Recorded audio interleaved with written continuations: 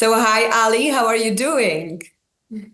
I'm good, thank you. I'm in Los Angeles recording at the moment. I've been here for about 2 weeks now, and I have the rest of this week before I go off to Miami to play Ultra Music Festival, and then more or less moving back to Europe for the summer Uh-huh. season. That's what I wanted to ask you. Are you preparing for this upcoming performance at Ultra Music Festival? Because this time you're gonna play back to back together with Ilario Alicante. So, how this collaboration come about?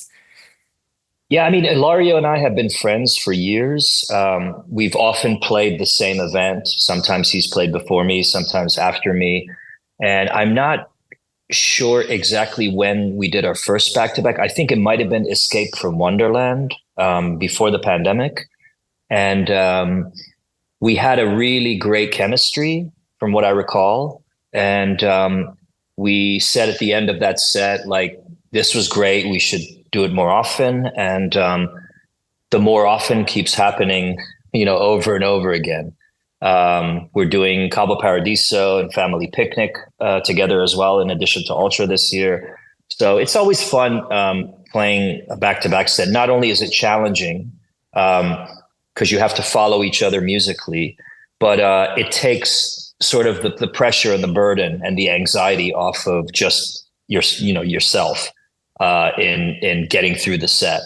And we, no matter where we are, what stage we are in our careers, I think we all get a little nervous whenever we're in front of a big audience, and to have someone there with you sharing that burden is always welcome. Yeah, I really like both of you. So at this back to back, I'm really sorry that I'm gonna miss it this year. So, but never mind, because as you are coming soon to Europe and you are scheduled to play also for Beats for Love Festival, which is Right. actually well known for its special occasion. So I'm wondering what can fans expect from your performance, and why they should come to see your closing set at Technodome. To be honest with you, I've never been to the festival or that region before. And I'm coming in with like an open mind. I often have like a sort of, basic outline mapped out of what I want to play. But, I usually turn up, an hour before just to check the vibe, the stage, the atmosphere, the crowd, especially the DJ who's playing before me. I think it's Michael Klein who's playing before me, who's a good friend of mine. So I'll for sure come early to check him. And then once I'm there, that'll help me determine which direction I go in musically. I think you're gonna love it because the atmosphere there and the location, it's pretty amazing. And so hope you stay a little bit longer and see what's going on at the Beats for Love Festival. They actually announced today Eric Pritz as well as a headliner. Oh, great. So Amazing. this He's a year good it's friend as gonna well, be, too. Yeah. So, yeah. I guess so. Yeah, it's gonna be definitely big this year. Well, Great. you actually had incredible journey in the electronic dance music scene as a solo artist, but also as a part of duo Deep Dish. So, what's Mhm. the biggest difference for you when you are up on stage with Sharam or when you are performing alone? Sharam and I mean, the reason why we started Deep Dish is, I think, not only did we recognize that we have a certain unique chemistry together, but like, our friends, initially when we first started out, it was just us playing locally in the Washington, D.C. area. And a lot of our friends, a lot of promoters, and then eventually when we started to tour outside of DC and around America and Canada, even before we went to Europe, everybody sort of felt like we had a unique sound together. I came from a very alternative underground background, which Sharam understood, but he tended to lean more towards, crowd favorites, crowd pleasing tracks. And that, combination of underground and commercial, for lack of a better word, I think was where the magic of Deep Dish, was created, and eventually we took that around the world. But having gone solo after that, I decided to like reconnect with my techno roots, my underground house roots, and let the new music, the solo music, kind of dictate the direction I go in as a solo artist musically. And I've always been quite eclectic. I'm still very eclectic, and I enjoy being that way. I couldn't imagine, subscribing and basically only playing one specific sound multiple times every week, year in, year out. So I do enjoy, all the great opportunities that come my way to play, deep house sets to banging techno sets and everything in between. And that's sort of been my journey so far, and I'm continuing to do what I love. So I'm very fortunate and happy. Mm-hmm. Speaking about Deep Dish, I still have in mind the set from Ultra Music Miami 2019.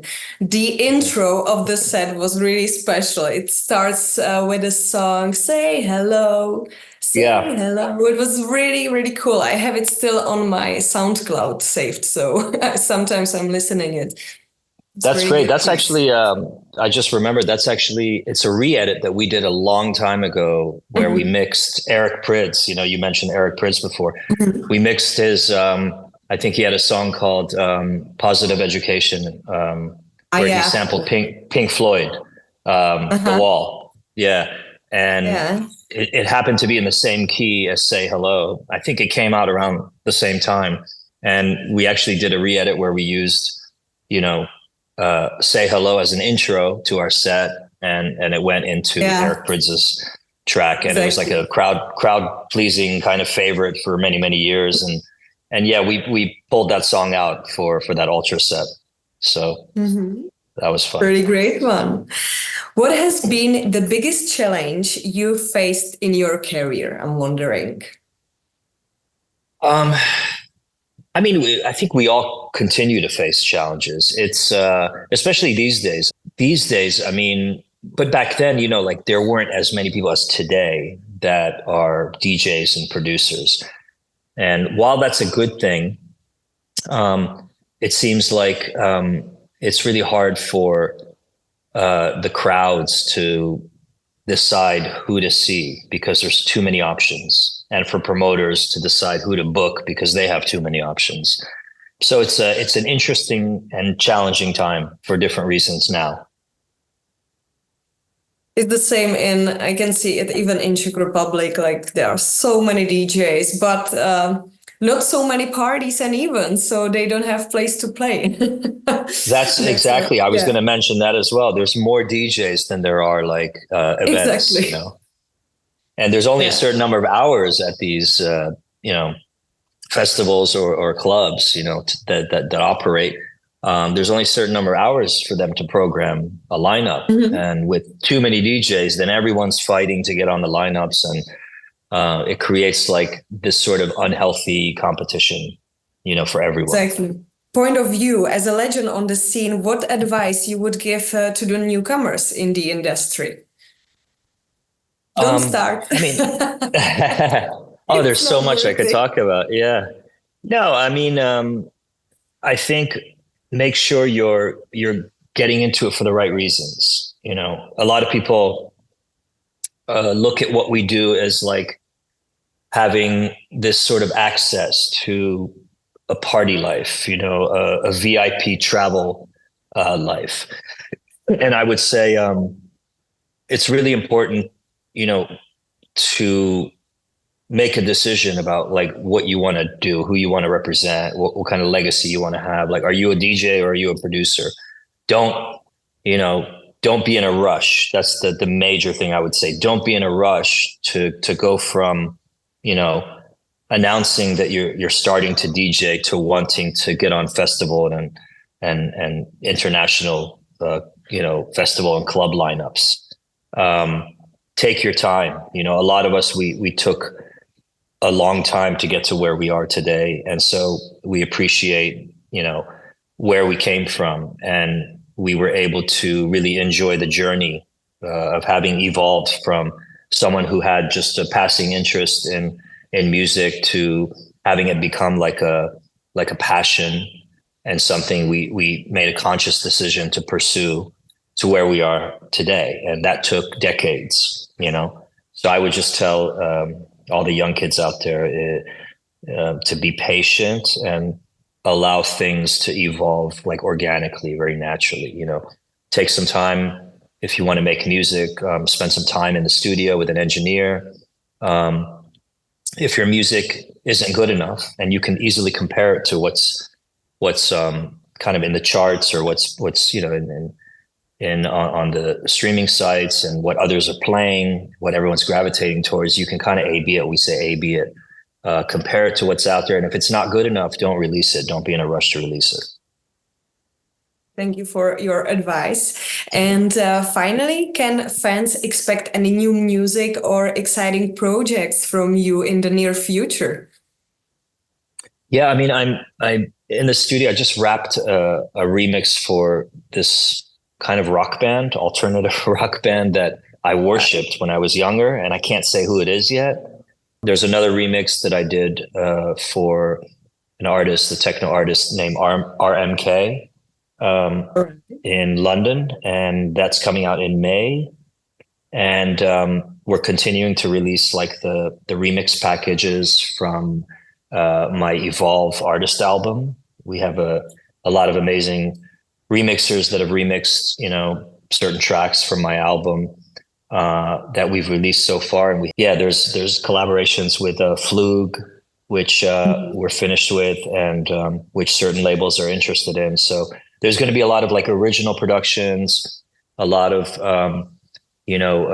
remixes, and eventually I'm going to go back into the studio probably in the fall to work on my next artist album, which I want it to be more reflective of like my roots, like in new wave and indie music, and it'll probably have me singing on it. So that's like the self-imposed challenge, you know, is to record the next artist album, have it be an influence of my roots, and have me singing on every track. So that'll be a exciting fun, yeah. things.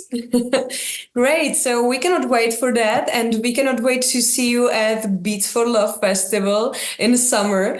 So do you have any message for your fans who's gonna visit you there?